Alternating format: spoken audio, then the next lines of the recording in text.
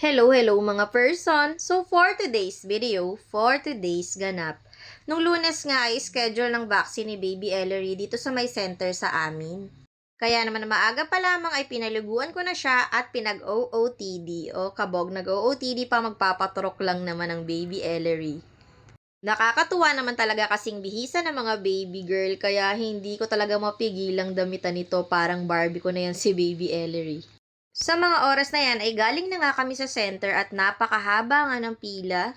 Kaya naman sabi ko kay Daddy Gerson ay ibalik niya na nga muna kami dito sa bahay kaysa magantay ako, magluluto na nga muna ako ng kakainin ni Baby Ellery para mamaya.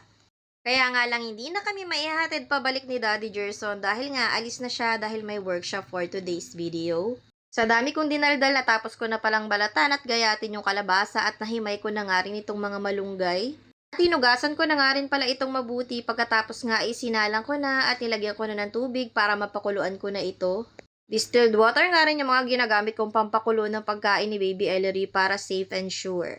Nung matapos ko na nga lutuin ang pagkain ni Baby Ellery ay ito na, naglakad na ang mag-ina at mainit na nga for today's video. Pero okay lang yan kaysa nag-antay kami ng napakatagal doon sa may center. Medyo malapit lang naman dito yung center na pagtuturukan ni Baby Ellery kaya kay bum lang lakarin. Kaya nga lang napakainit mga person kaya mas minabuti ko talagang mag-tricycle kami. At dahil malapit nga lang daw, hindi na kami pinagbayad dito ni Manong Driver. Salamat sa'yo Manong Driver sa paghatid sa amin ni Baby Ellery. Nandito na nga kami sa center, medyo marami pang ang tao.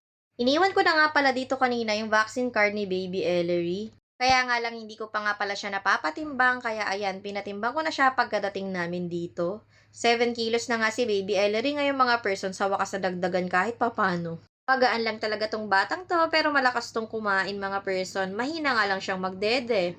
Kaya naman mas pinamabuti ko talagang masustansya ang pinapakain ko kay Baby Ellery.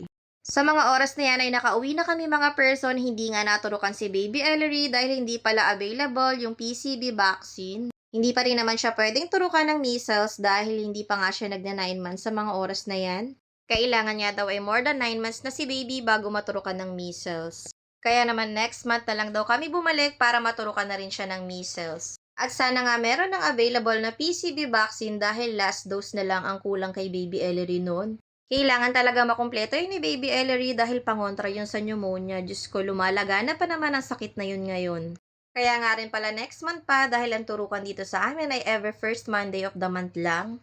So balik na nga tayo dito sa video mga person. Ayan, pinre-prepare ko na nga pala yung pagkain ni Baby Ellery. Etong blender na to ay bago nga pala mga person kaya todo flex ako dyan sa video kanina pa. Nasira ko na nga kasi yung isa niyang mini blender na madali lang bitbitin kahit saan kaya naman ito yung pinalit ko doon. So far, okay nga siyang gamitin at nakikita ko nga rin sa ibang vlogger ito ang gamit o siya, ilalagay ko ang link sa comment section.